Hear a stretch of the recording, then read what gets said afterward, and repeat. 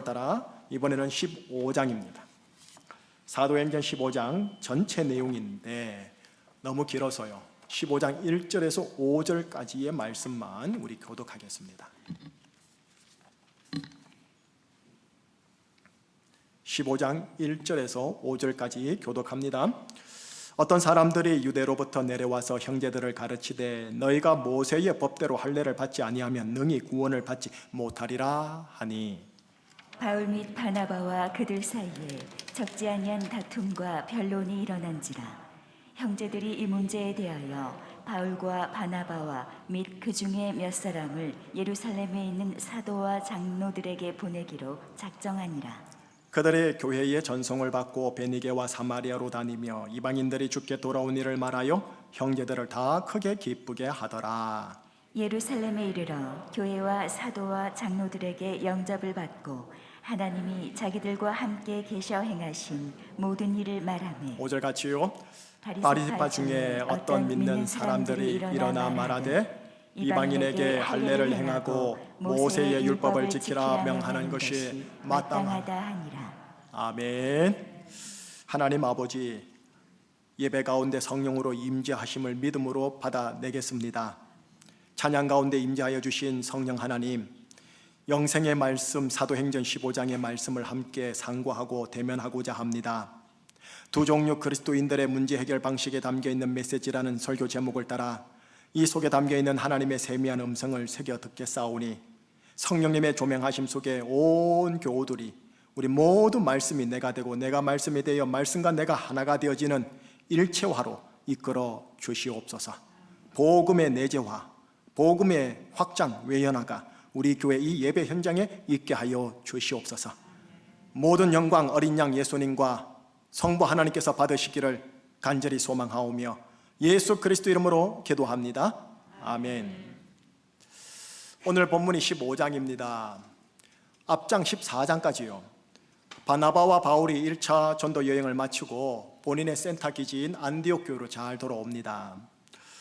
안디옥 교회는 이방인 교회의 대표격 교회랍니다. 그런데 오자마자 문제 하나가 거기에서 발생을 합니다. 예루살렘 교회 출신의 어떤 형제들, 아마 예루살렘 교회 형제들 같아요. 그분들이 이 안디옥 교회에 와서 여러분들이 할례를 받아야 구원을 받습니다라는 내용을 전하게 됩니다. 그러므로 인하여 이 바울과 바나바가 이들 사이에, 이 양측 사이에 적지 아니한 다툼과 변론이라는 문제 하나가 발생을 합니다. 이거 자칫 잘못했다가는 유대인 교회 예루살렘 교회와 이방인 교회 안디옥 교회가 이게 두 쪽으로 갈라질 일이 지금 생겨버린 겁니다. 자, 여러분, 이 문제 앞에서 오늘 본문에 보면 두 종류의 그리스도인들이 나옵니다. 이 두 종류의 그리스도인들이 똑같은 팩트 한 문제를 어떻게 바라보고 있는지를 보십시다. 그리고 그렇게 바라본 것을 어떻게 풀어내는지를 보십시다.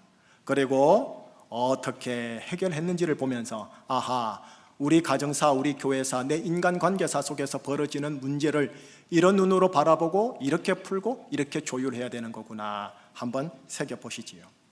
자, 그러면 바로 들어갈게요. 여러분, 첫 번째 종류의 그리스도인, 소위 바리새파 형제들이 있습니다. 자, 바리새파 형제들 한번 보여드릴게요. 먼저 1절이 보일 겁니다. 나리테 집사님이 한번 대표로 읽어주시겠습니까? 어떤 사람들이 유대로부터 내려와서 형제들을 가르치되 너희가 모세의 법대로 할례를 받지 아니하면 능히 구원을 받지 못하리라 하니.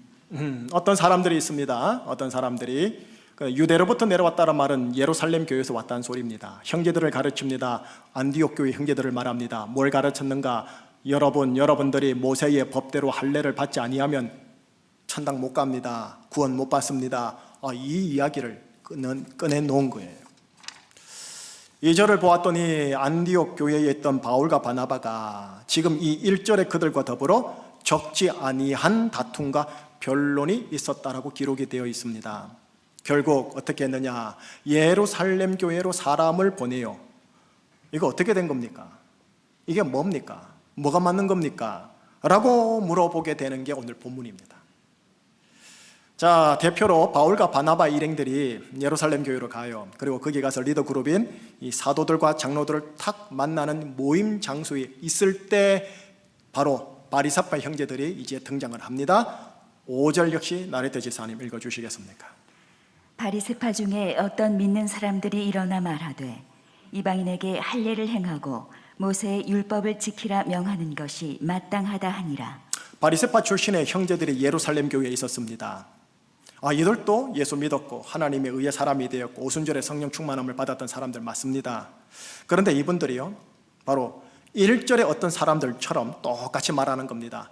할례를 행해야 합니다. 율법을 지켜야 합니다. 그래야 당신이 구원받습니다. 이렇게 해요. 결국은 5절의 바리새파 출신 1절의 어떤 형제들 똑같은 분들입니다. 여러분, 잠시요, 할례요, 할례. 여러분들 이미 다 알고 계시겠지만 유대인들의 예식입니다. 무슨 예식이냐? 우리는 하나님의 백성들로 여호와 하나님만 섬기는 자들입니다 라는 정체성을 이 남자들의 생식기에 직접 새긴 언약 표시입니다. 이방인 너희들도 받으라는 거죠. 자, 그러나 이 바울을 통해서 하나님은 이 할례와 관련해서 이렇게 분명하게 언급을 해 주십니다. 내가 할례를 받는 각 사람에게 다시 증언하노니 그는 율법 전체를 행할 의무를 가진 자가 되어노라.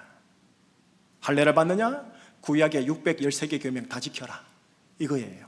또한 너희가 만일 할례를 받으면 그리스도께서 너희에게 아무 유익이 없느니라. 바울을 통한 하나님의 입장은 이런 겁니다.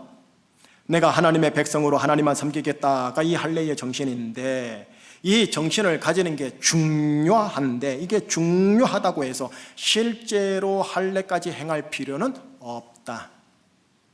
만약 할례라는 율법의 행위를 하게 되면 그 그리스도인은, 그 교회는 모든 율법을 지켜야 하는 구약적 교회가 되는 것이다. 만약 그리하면 십자가에 달린 그리스도께서 헛되이 죽은 것이 되고 너희들에게, 우리에게는 아무런 유익이 없단다. 자, 여러분, 모세 시대 이후로 지금 21세기까지요, 대대로 할례와 이 율법 준수는 이스라엘 모든 유대인들, 특별히 바리새인들에게는 오늘날 용어로 말할게요, 하나의 패러다임으로, 선입관으로, 고정관념으로 완전히 깊이 뿌리 내려 있습니다. 예수님을 믿어 의롭다함을 받았다 손치더라도, 하나님의 아들이 되었다 손치더라도, 오순절날 마가다락방에서 성령의 불충만을 받았다 손치더라도 그들 마음 안에는 뭐가 있느냐? 할례를 받아야 되고 율법은 꼭 지켜야 한다는 이 고정관념이 깊게 벽에 있는 거예요. 마치 굳이 비유를 든다면 우리나라에 보면은 지금은 거의 대부분이 사라졌지만 제가 보기에는 50대 이상 분들이 아직도 있던데요, 남존여비 사상, 부부 유별 사상, 산농공상의 신분 차별, 이 유교적 패러다임, 공자의 유교적 패러다임이 깊게 파고든 것보다도 더 갑절로 깊이 파고들어 있는 게 할례 준수와 율법 행함입니다. 자, 여기까지 일단 본문을 보시죠. 그리고 바로 21세기 오늘날 우리에게로 한번 와볼게요. 여러분, 오늘날 조국교회를 가만히 둘러보면은 유대인들만큼이나 율법을 강조하고 할례를 강조하는 목회자와 그리스도인들과 교회는 없습니다. 그죠? 자, 그렇다고 조심할 게 하나 있습니다. 오늘날 우리 조국교회와 우리 제주중심교회가, 그리스도인들이 율법 폐기론자가 되서는 절대 안 됩니다. 613개 계명을 압축하면 10계명입니다. 10계명을 압축하면 2계명인데 그게 뭡니까? 마음과 몸을 다하여 힘을 다하여 주 너희 하나님을 사랑하라, 네 이웃을 네 몸과 같이 사랑하라. 예수님께서 공생애 가운데 엄청 강조하신 부분이 이 부분입니다. 동시에 십자가 사역을 통해 이 둘을 완성하였기에 성경은 뭐라고 말하느냐? 예수님은 율법의 완성자이시다 라고 합니다. 폐기론자가 아닌 거예요. 고로 율법의 정신인 하나님 사랑, 이웃 사랑은 예수님의 핵심 특징이었듯이 우리 그리스도인들과 조국교회와 제주총신교회의 핵심 특징으로 나타나야 됩니다. 오늘 본문을 통해 이 시간 여러분과 함께 나누고 싶은 요지가 뭐냐 하면, 우리 제주총신교회, 우리 교회 교우들이 율법 행위론자가 되는 게 맞느냐, 율법 폐기론자가 되는 게 맞느냐, 이 교리 논쟁을 하고 싶은 게 아니고요, 더 깊이 들어가서 뭘 말하고 싶으냐, 여러분 속에, 내 속에, 우리 속에 있는 패러다임, 선입관, 고정관념이라는 게 자리 잡고 있어.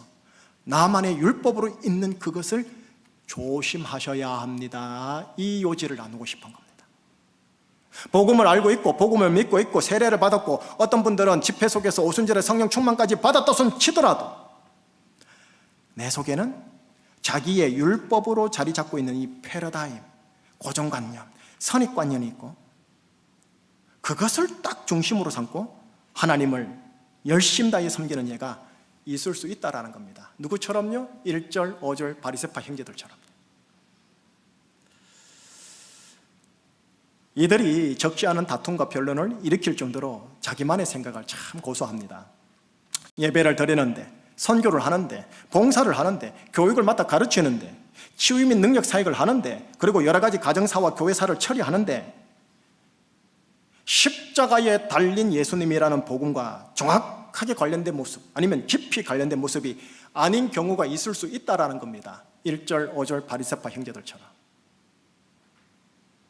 그래서 저는 오늘날 이런 분들을 걸어 오늘 본문을 따와서요, 바리새파 형제들, 바리새파 그리스도인들, 바리새파 교단과 바리새파 교회, 이렇게 말하면 좀 어떤가 한번 제안을 해보는 겁니다.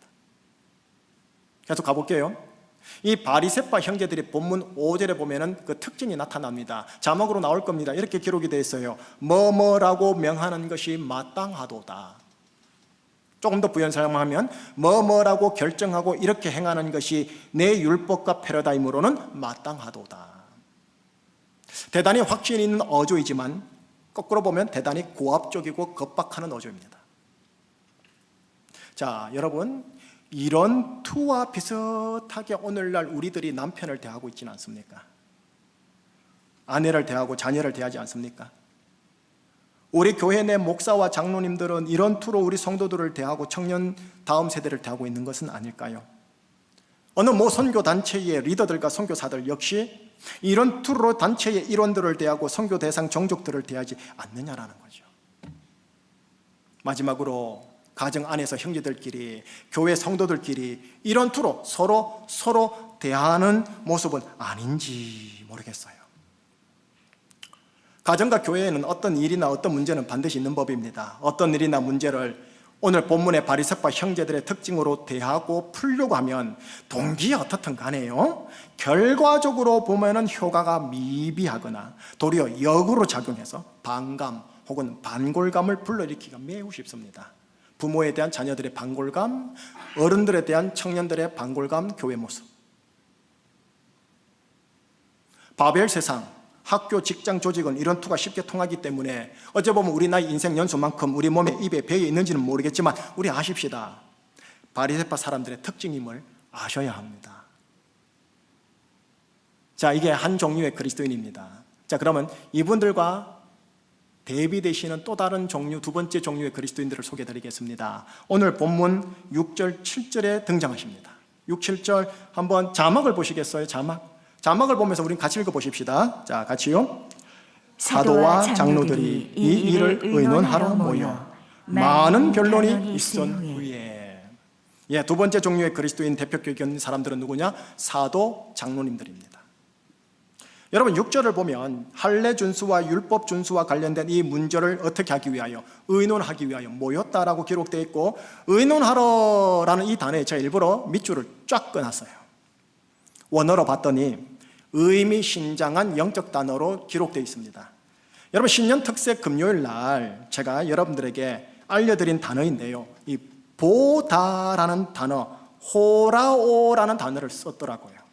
그러니 직역을 하면 자막으로 나올 겁니다 하면 사도와 장로들이 이 일을 보기 위하여 모였다라고 번역하면 정확해요. 여기서 보다라는 이 단어예요. 호라오라는 이 단어는 요한복음 6번째 표적인 나면서 맹인이 된 사람의 눈을 뜨게 해서 보게 할 때 사용한 예수님의 단어입니다. 이 단어는 무슨 말이냐면 눈이 떠가지고 사람이 보인다, 하늘이 보인다, 나무가 보인다, 그렇게 주위 세상을 보는 것은 물론이거든요. 더 나아가서요, 예수라는 분이 정말 하나님의 아들이시며 나의 그리스도인이라는 것을 영적으로 보게 한다라는 단어인 호라오라는 영적 단어입니다.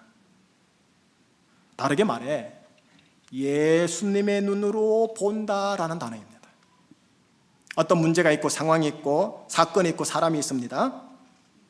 그걸 어떻게 보느냐 하면 내 눈으로 보지 않고요, 예수님이 보시는 눈으로 본다, 혹은 영적으로 본다. 사도와 장로들이 지금 이 문제를, 이 상황을 예수님의 눈으로 보기 위하여 모였더라라고 되어 있는 거예요.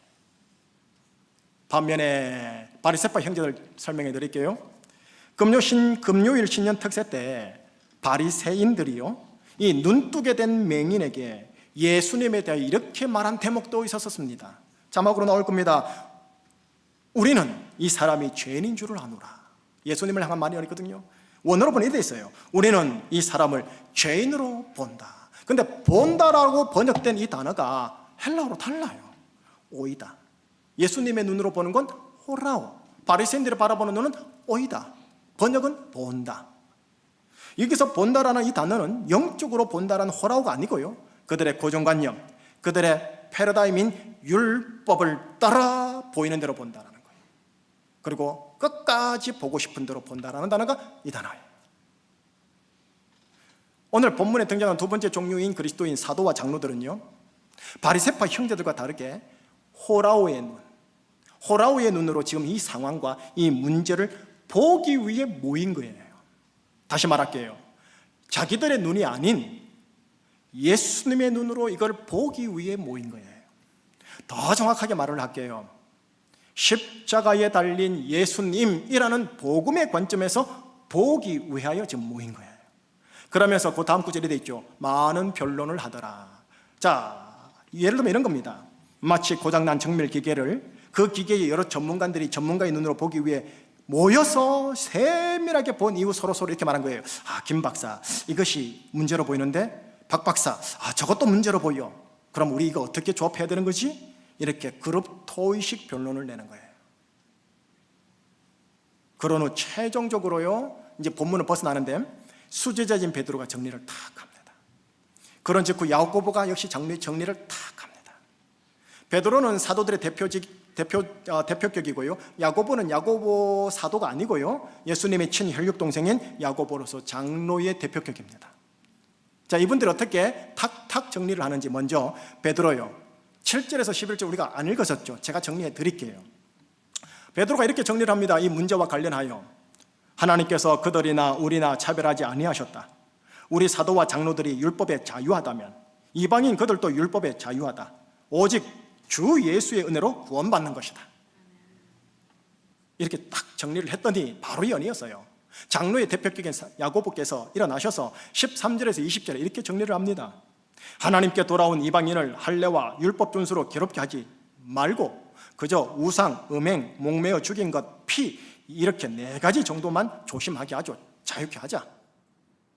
이렇게 결론을 탁 내립니다. 결국 이 결론을 통해 어떻게 되느냐, 정통 유대 교회인 예루살렘 교회와 이제 신생교인 이방 대표격인 안디옥 교회가 할례와 율법이라는 이 준수 문제와 관련하여 십자가에 달린 예수라는 복음의 관점에서 현안을 딱 조율합니다. 그리고 연합합니다. 갈라지지 않습니다. 여기까지 오늘 본문 15장 전체예요. 바로 우리 21세기로 들어와 볼까요? 교회, 가정, 세상, 그리고 나와 관련된 모든 문제들, 이 일들을 우리가 바라볼 거 아닙니까? 바라볼 때요, 사도와 장로들이 취한 눈을 가지는 게 대단히 그리스도인들에게는 중요합니다. 바로 이 눈은 십자가에 달리신 예수님의 눈인 호라오의 눈입니다. 바리새인들의 눈인 오이다의 눈은 그들의 패러다임인 율법, 그들의 고정관념, 그들의 선입관인 율법을 딱 고정관념 삼아서 그들의 보고 싶은 대로 보는 겁니다. 자기 고정관념의 눈에 보이는 대로 끝까지 그렇게 보는 겁니다. 우리 한번 보십시다. 여러분과 저요, 여러분과 저는 저마다 여러분 사사기의 표현을 차용하면 자기 소견이라는 오이다의 눈이 다 있어요. 자기 소견. 가족, 사람, 세상, 일 처리를 할 때 자기만의 오이다의 눈으로 봅니다. 이건 누구나 똑같아요. 신자나 불신자나. 이 눈은 보이는 대로 보고 싶은 대로 봅니다. 여러분, 이것이 자기만의 율법이 되어 있어요. 자기만의 율법이 되어 있어요. 고정관념, 패러다임, 이 선입관인 거죠. 자기 소견만 있는 게 아닙니다. 또 이런 것도 있어요. 바벨 세상의 자본주의의 가치관이죠. 물량 중심, 수치 중심의 오이다의 눈이 있어요. 조직회사나 경영하시는 분들은 이게 그냥 본능적으로 있죠. 또 경영학의 가치관인 조직 효과 중심의 오이다의 눈도 있어요. 어느 게 더 효과가 있느냐 이런 거죠. 또 대를 위해서는 소를 희생해야 한다는 공리주의라는 정치의 오이다의 눈 등등도 있어요. 어떤 사람이나 문제나 상황이나 사실들을 우리가 바라본단 말이에요. 본인이 지닌 오이다의 눈과 방금 말했던 세상 가치관이라는 오이다의 눈으로 우리는 1차 분석이 본능적으로 됩니다. 본능적으로 되어져요.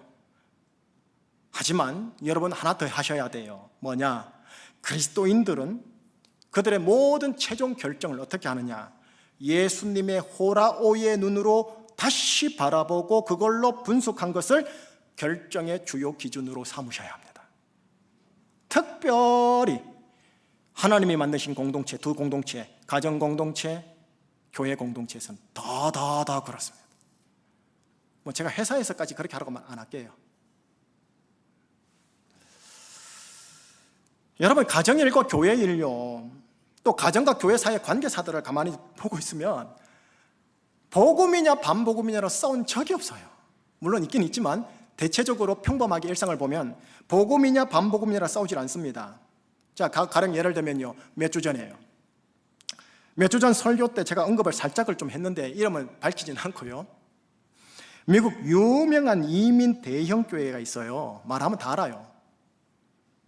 김장을 짜게 하느냐 싱겁게 하느냐로 싸워서 결국 교회가 두 쪽으로 갈라져 버렸어요.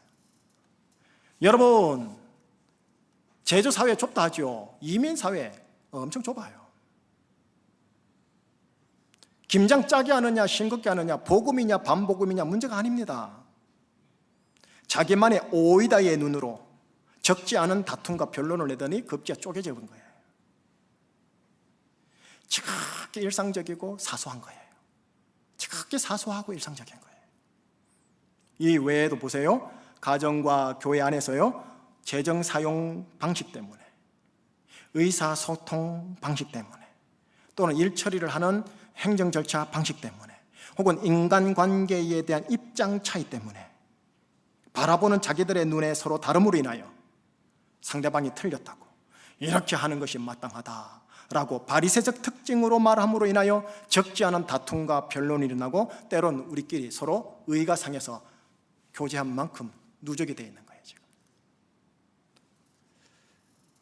당회, 안수집사회, 권사회, 각 봉사부서가 그럴 수가 있고, 또 우리 가정의 부부끼리, 또 형제들끼리, 부모님과 자녀들끼리 그럴 수 있다라는 거예요. 그러니 첫 번째 형제들 말고 두 번째 형제의 종류로 우리가 들어간다면 우리는 이렇게 물어야 돼요. 이런 상황에서 어떻게 처리하는 것이 십자가에 달린 예수님이라는 복음에 합당한 걸까? 이렇게 스스로 계속 자문해야 돼요. 예수님의 호라우의 눈이요, 다시 말해 십자가에 달리신 예수님이라는 복음으로 이 문제를 어떻게 바라봐야 되는가, 이 문제를 어떻게 종합해야 하는가, 어떻게 풀어야 하는가, 이거 심도 깊게 생각하기 위하여 모이셔야 되고 변론을 하셔야 돼요. 두 번째 종류인 사도와 장로님들처럼요. 복음을 알아야 복음을 누리는 거 아닙니까? 그죠? 그래서 복음을 누리자, 신년 특세 때 그렇게 얘기를 함께 했죠. 여러분, 복음을 제대로 알게 되어진다면 알게 되는 것만큼 어떻게 되느냐, 복음을 내 인생 사이에 잘 적용할 줄 아는 능력이 필요합니다. 머리로 아는 것과 이거를 적용하는 것은 또 별개인 것 같아요. 제가 보니까요. 복음을 내 일상사와 문제에 잘 적용하는 것을 걸어 저는 복음을 따른다라고 말할 수 있을 것 같습니다. 그림 하나 보여드릴게요. 복음이란 예수 그리스도를 말하는 건데 이분이 누구냐? 그림에 나오듯이 예수님 십자가에 달린 하나님이라는 것, 지난주에 함께 나눈 것 기억나십니까?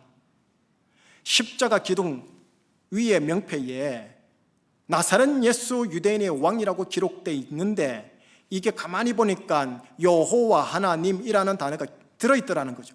마지막 8번째 표적이에요. 십자가에 달린 하나님, 곧 예수 그리스도를 따라 십자가에 연합하여 하나 되는 것이 예수를 따르는 거 아닙니까? 그게 복음을 따르는 거 아니겠습니까? 이거를 지극히 사소하고 일상적인 것에 잘 적용하셔야 합니다.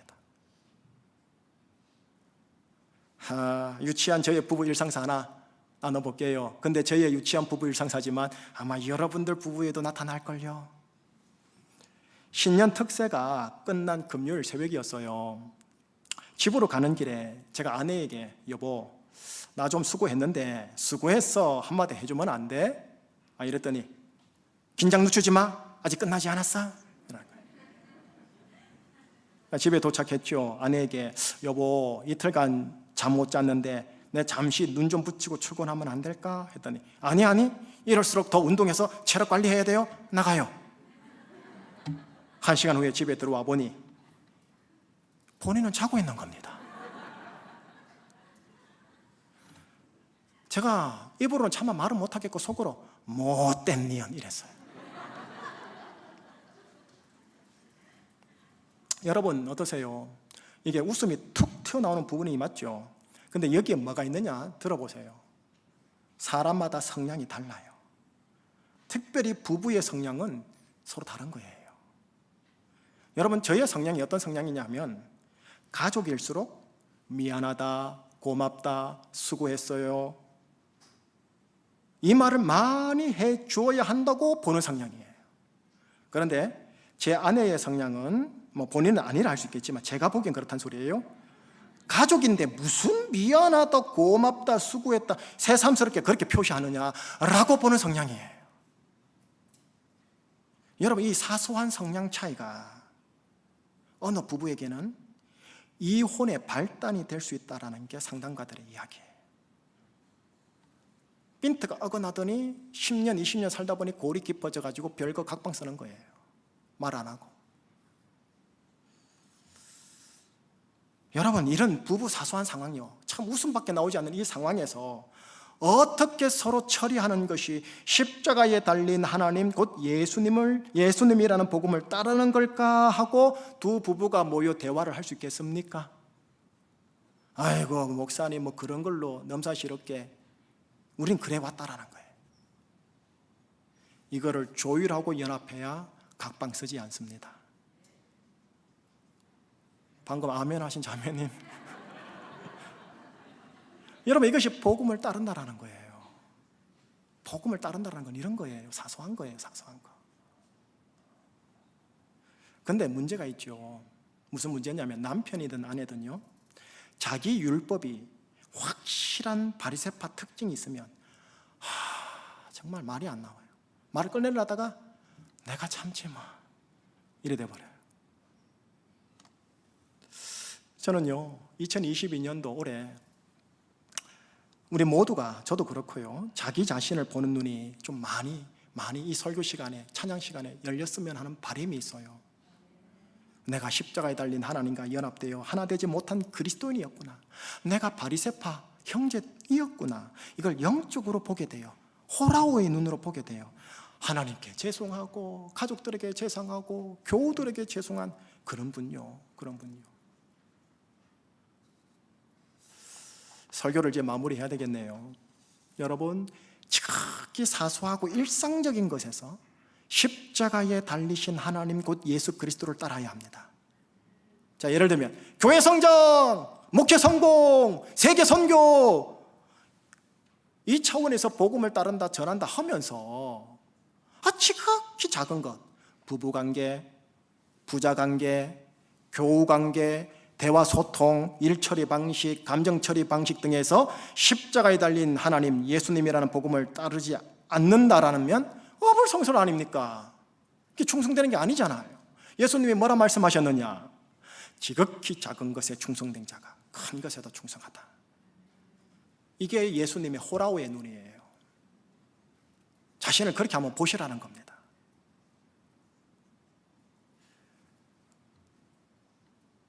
복음, 십자가에 달리신 하나님 곧 예수 그리스도를 따른다. 지극히 사소하고 일상적인 거. 작년 11월 31일 주일날 설교 때 소개한 교회와 사람들을 보여드리고 마무리할게요. 그림이 보일 겁니다. 기역자 모양의 한옥 예배당인 전북 김제 금산교회예요. 그림 보니 기억나시죠? 저 교회가 올해 2022년 113주년이 되는 교회인데, 이 교회는요, 자그만 교회지만 훌륭한 유산 하나가 있어요. 정말 자랑거리 유산 하나가 있어요. 그게 뭐냐? 또 그림으로 보이겠지만 이 양반 조덕삼과 머슴 이자익의 이야기예요. 그림 기억나시죠? 예, 그때 설교 때 제가 이렇게까지 얘기를 드렸었어요. 양반 지주인 조덕삼과 그의 머슴인 이자익 두 사람이 금산교회에 다녔는데 한날 1시에 세례를 받았더라고요. 장로 피택 때 주인이 떨어지고 머슴이 장로 피택이 되었습니다. 술렁거렸죠. 그런데 술렁거리는 분위기는 잠시였고요. 이 피택에서 떨어진 양반 조덕삼 집사님께서 이렇게 말을 하는 거예요. 공동회 회원들에게. 이 결정은 하나님이 여러분들의 손길을 통해 내리신 결정입니다. 나는 교회 여러분들의 결정에 순종하고 교인들에 의해 피택된 이 자익을 장로로 받들어 열심히 교회를 섬기겠습니다 라고 말한 이후에, 그 이후 실제로요, 이게 집안 머슴이면서도 교회 장로, 이 두 정체상이잖아요. 아리까리 하거든요. 지금 이거를 구분을 잘해서 이 자익을 대했고, 이 자익이 해내는 신앙과 인격과 성실을 보고 목회작가입니다 싶어서 평양신학대학, 제 전신입니다. 제 학교 전신, 거기까지 보내게 되게 해서 목사가 되게 해서 2대 교회 목사로 청빙한 분이 이분이세요. 자, 여기까지 지난 11월 달 나눴었거든요. 오늘은 여기에 조금 더 붙입니다. 한번 들어보세요. 여러분 방금 보았던 사진에 기역자 그 예배당 있죠. 그 예배당 처소는 조덕삼 이 양반 집사님께서 내놓은 땅입니다. 그리고 예배당 건축할 때 돈 들어가죠. 건축 헌금 조덕삼 씨가 100% 다 내놓았습니다. 머슴보다 12살이 더 많습니다. 자, 반면에 이 머슴 이자익은 누구냐? 경남 남해 태생으로 6세 때 고아가 되어 배고픔을 달래려고 전전하다가 전북까지 흘러들어왔고 조덕삼 씨가 보고 측은히 여겨 거둔 겁니다. 여러분, 이런 전후 사정을 알면 누구를 뽑아야겠습니까? 누가 뽑혀야 되겠습니까? 그런데 뭐 하나님의 역사였겠지요. 머슴이 장로가 된 거예요. 머슴이. 제 눈에 보이는 게 있어요. 두 사람 사이에 묘한 역학관계가 발생할 거라는 거. 두 사람이 한 교회에서 더 이상 함께 있을 수 없겠구나라는 이 상식적이고 세상적인 느낌이 확 타고 오지 않습니까? 한 사람이 떠나겠네, 실족하겠네, 이거예요. 그런데 이 양반 조덕삼 집사님이 머슴 장로가 외국 선교사나 목사님 부재시 때 강대상에서 설교를 했거든요. 그땐 목사님이 너무나 턱없이 부족했으니까, 그죠? 그때 맨 앞에 앉아서 설교를, 양반이요, 무지렁이 머슴이 하는 말을 경청하고 아멘 아멘 하더라는 거예요. 피택 직후 말했던 말처럼 머슴 장로를 섬김으로 도와서 교회를 평안케 하는 일에 열심히 다했대요, 이 양반 집사님께서. 한편 머슴 장로 이분도 훌륭해요. 머슴 장로 이자익은 주중에는 월화수목금토이겠죠. 주중에는 주인 양반에게 머슴으로서 예전처럼 각듯이 성실하게 일했고, 주일에는 장로로서요, 이게 아니고요, 그 역할에 맞게 조덕삼 집사님과 의논하면서 교회를 잘 섬겼대요. 여러분, 올해 113주년 되는 이 교회에 무엇이 보입니까? 큰 예배당이 보이는지요? 아니면 많은 성도수와 재정이 보입니까? 주차장, 복지관, 선교관, 교육관이 보이나요? 아니에요. 제 눈에는 사람이 보이는 거예요. 사람이. 어떤 사람인가요? 십자가에 달린 하나님 예수 그리스도라는 복음을 잘 따르는 양반 집사 조덕삼과 머슴 장로 이자익, 이 두 분이 제 눈에는 보이는 거예요. 양반 집사님이 내가 양반인데, 내가 땅 다 내놓았고, 내가 돈 다 내놓았는데, 내가 쟤보다 나이도 많은데, 학식도 높은데 라는 유교적 율법, 자기만의 패러다임, 고정관념을 타파한 그 귀한 사람 양반 집사님이 보이는 거예요. 뿐입니까? 내가 이제 장로가 되었는데, 교회에서 제일 높은 사람이 되었는데 라는 신분, 서열식, 율법, 곧 패러다임, 고정관념을 타파한 또 다른 귀한 사람이 제 눈에 보이는 거예요. 뿐인 줄 압니까? 이제 이 두 사람 사이에 묘한 역학관계가 발생할 거라는 거. 두 사람이 한 교회에서 더 이상 함께 할 수 없을 것 같다는 이 상식적이고 세상적인 패러다임을 타파한 존귀한 두 분이 보입니다. 여러분, 이것이 교회가 남겨야 할 유산이에요. 이것이 가정이 남겨야 할 유산이에요. 어떤 유산요? 십자가에 달리신 하나님 곧 예수 그리스도라는 복음을 따르는 사람. 이게 유산이에요. 이게 유산. 이 이후에 두 사람 이야기 조금만 더 하고 설교 마무리할게요. 양반 조덕산 집사님이 장로가 되세요. 바로 장로가 되세요. 그래서 어떻게 하느냐, 목사님과 장로님끼리 대립각이 세우는 게 아니라 연합을 해가지고 교회를 빌드업 잘하기도 했지만 또 하나 잘한 게 뭐냐면, 그 전라도에 가면 동광학교가 있다 그러는데 동광학교의 전신인 유광학교를 세워요. 그리고 그 시대의 바벨 사회의 핵심 권력이었던 일본 제국주의에 반하여 한글을 가르치고 학생들에게 조선의 역사를 가르치고 태극기를 자체 제작해요. 그러다가 1919년 3.1 운동 때 독립만세를 외치다가 양반 조덕삼 장로님께서 세상을 떠나요.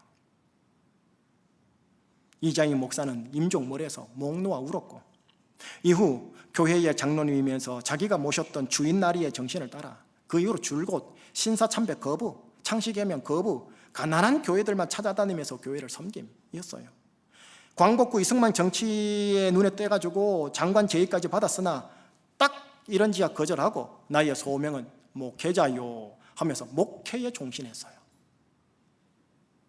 이자익 목사의 아들이 이성환 장로, 그 손자가 이규환 장로, 이규성 목사, 1919년에 별세하였던 조덕상 장로님의 아들 조용호 장로, 손자 조세영 장로, 증승자 조성원 장로, 이 서너 대가 지금 또 코이노니아 연을 이어가고 있다고 합니다. 113년이 된 교회에 역사 자랑이 있다면 그건 건물이 아닙니다. 돈이 아닙니다. 사람입니다. 우리 가정이어야 하고 우리 가문이어야 합니다. 바벨 세상 가치관에 편성하지 않고 살아가는 사람, 그리고 그 아들, 그 아들의 그 아들, 한마디로 십자가에 달린 하나님 곧 예수 그리스도라는 복음을 따르는 그 사람, 그 가정, 그 가문, 그 교회. 2022년 전환의 해가 되었으면 정말 좋겠습니다. 우리 교회 시즌 1에서 시즌 2로 여러분 각자 나이가 어떻든 간에, 연세가 어떻든 간에 시즌 1에서 시즌 2로의 전환이요. 방금 들었던 이 두 분 이야기를 들으면서 우리 제주 중심교회의 자랑이 무엇이어야 하는지 나왔잖아요. 성도수, 예산, 부동산? 아니에요. 사람이요, 사람. 우리 교회에 이런 목사가 있다, 우리 교회에 이런 장로가 있다, 우리 교회에 이런 집사님들이 있다, 권사님들이 있다. 이게 유산이에요. 우리 가정의 자랑이 무엇인지 나왔잖아요. 아파트 평수, 타고 다니는 차량 브랜드? 아니에요. 사람이에요. 우리 가정에는 이런 아빠가 있다, 우리 집에는 이런 엄마가 있다, 우리 이런 형제들이 있다, 이런 어머니가 있다.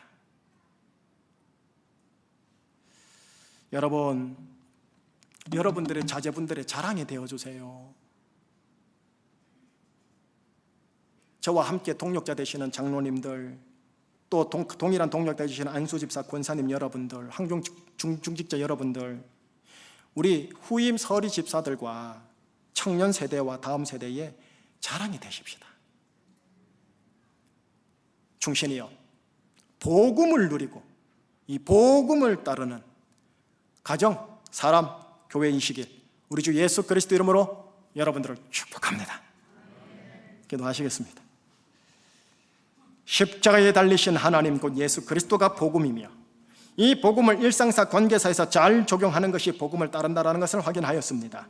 하나님, 성령의 능력과 말씀을 따라 사랑의 동기를 따라 이 길을 목사도 잘 가고 우리 동력자 되시는 장로님, 안수 집사님, 권사님, 중직자 잘 가고 우리 교우들, 가정들 잘 가게 하사 우리 교회의 자랑은 사람이라는 것을 하나님 드러내어 하나님께 영광 돌리는 우리 교회, 우리 가정 되게 하여 주시옵소서.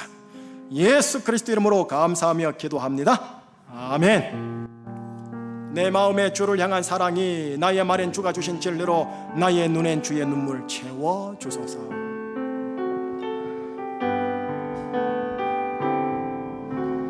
내 마음에 주를 향한 사랑이 나의 말엔 주가 주신 진리로 나의 눈에 주의 눈물 채워주소서. 내 입술에 찬양의 향기가 내 입술에 찬양의 향기가 두 손에는 주를 닮은 섬김이 나의 삶의 주의 흔적 남게 하소서. 하나님의 사랑이 하나님의 사랑이 영원히 함께하리. 십자가의 길을 걷는 자에게 순교자의 삶을 사는 이에게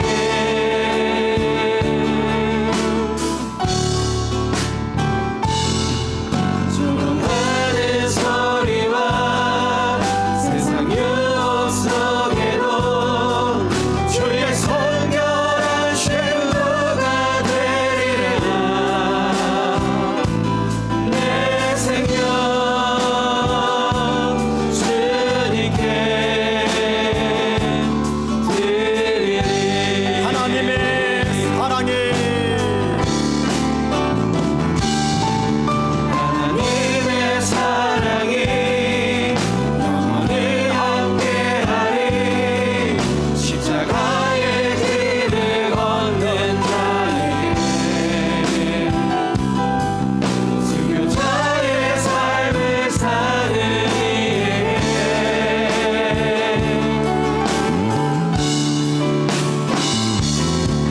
조롱하는 소리와 세상 유혹 속에도 주의 성결한 시수가 되리라. 내 생명 주님께 드리리. 내 생명 주님께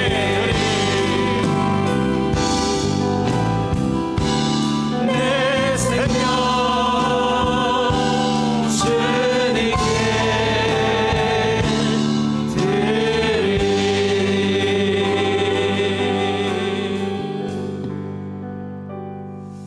설교를 정리하겠습니다. 두 가지로 정리를 자막을 통해서 해드릴게요. 첫 번째입니다. 복음을 누리자. 그와 더불어 두 번째는 복음을 따르자입니다. 복음을 따른다라는 게 뭐냐? 십자가에 달리신 하나님 곧 예수 그리스도를 내 일상사와 관계사에 잘 적용하는 겁니다. 예수님의 특징이 있습니다. 빌립보서 2장 6절에 보면은 자기를 비워 종의 형체를 가지사 죽기까지 복종하셨으니 케노시스라고 합니다. 그래서 이걸 케노시스의 영성, 비움의 영성이라고 합니다. 소유의 영성이십니까? 비유의 영성이십니까? 소유의 성격과 고집이십니까? 비움의 성격과 고집이십니까? 복음을 따른다라는 것, 남편과의 관계, 부부의 관계, 자녀와의 관계, 형제와의 관계에서 어떻게 하는 것이 케노시스의 영성인지를 생각하고 적용하고자 몸부림칠 때 그는 복음을 따르는 겁니다. 제자입니다. 무리신자 아닙니다. 제자심자입니다. 설령 실패하더라도 그 경영상을 축복하는 겁니다. 자기 희생 십자가죠. 그러면서 가해자를 향하여 피해자로서 축복과 제 용서함을 선포하지요.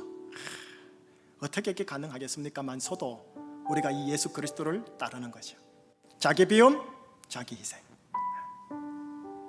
집에서 부리십니까? 희생하십니까? 답이 나오죠? 유의사항이 있습니다. 오늘 본문에 의하면 바리새파 형제들의 특징입니다. 자기 소견. 이게 우리의 율법이 되어 있고 보통 명사로 말하면 패러다임이 되어 있어요. 자기 소견에 근거하여 이렇게 하는 것이 당신 마땅하오 라고 할 때 자신을 점검해 주세요. 다 틀린 건 아니겠지만 이게 바리새파 특징은 아닐까. 그죠? 기도했으면 좋겠습니다. 하나님, 저와 우리 교회가, 우리 가정이 복음을 누리기를 원합니다. 십자가에 달리신 하나님 곧 예수 그리스도께서 주시는 은혜를 누리고 싶습니다. 동시에 그분을 구체적으로 잘 적용하고 싶습니다.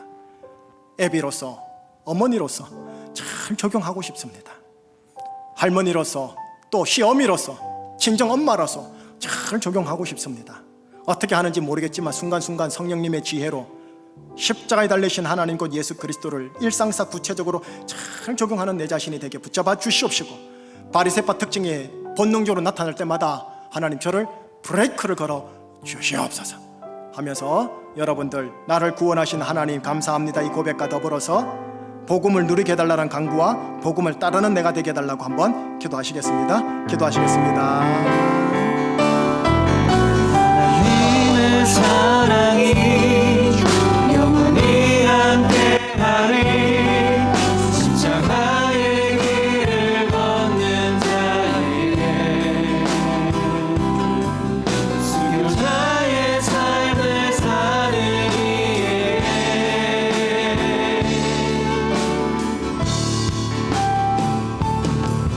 조롱하는 소리와 세상 유혹 속에도 주의 순결하신 무가 되리라. 내 생명 주님께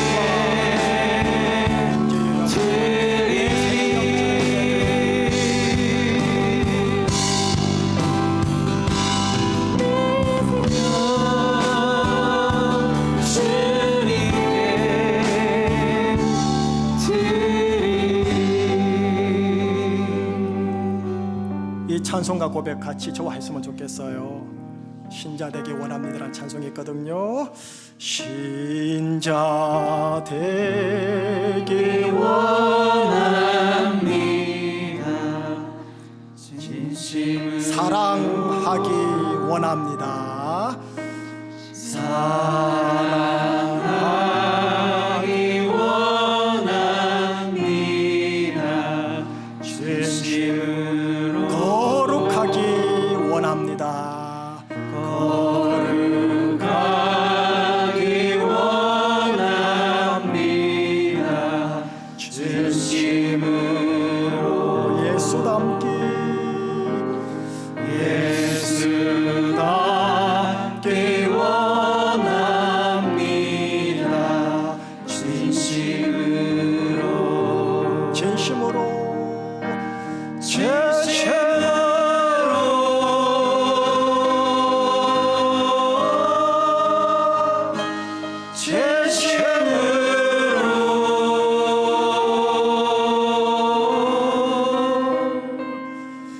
신자 되기 원합니다. 진심으로 사랑하기 원합니다. 사랑하기 원합니다. 진심으로 거룩하기 원합니다. 거룩하기 원합니다.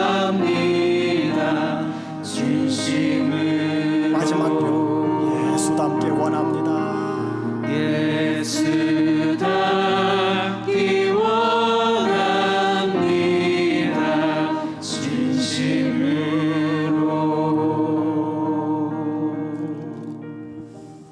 능력 선포 기도하고 마무리하겠습니다. 은과 금은 내게 없거니와 내게 있는 것을 제주 충신교회 교우들에게 주노니 나사렛 예수 그리스도 이름으로 일어나 걸을지어다. 나 김희식 목사에게는 은과 금은 없거니와 나 김희식 목사에게 있는 이것을 여러분들에게 주노니 나사렛 예수 그리스도 이름으로 부부여 일어나 걸을지어다. 형제들이여 일어나 걸을지어다. 부모와 자녀 세대여 일어나 걸을지어다. 몸이 아픈 자들이여 예수 그리스도 이름으로 일어나 걸을지어다. 심령이 아픈 자들이여 예수 그리스도 이름으로 일어나 걸을지어다. 주님, 오른손을 잡아 일으키사 발과 발목에 힘을 얻게 하여 주시고 뛰어서서 걸으며 성전 예배당으로 들어가 걷기도 하고 뛰기도 하며 하나님을 찬송하고 예배하는 우리 교회 제주충신교회 좋은 교회 우리 교회 우리 가정 되게 하여 주시옵소서. 감사하오며 예수 그리스도 이름으로 선포하며 기도합니다. 아멘. 다 함께 일어나셨어요.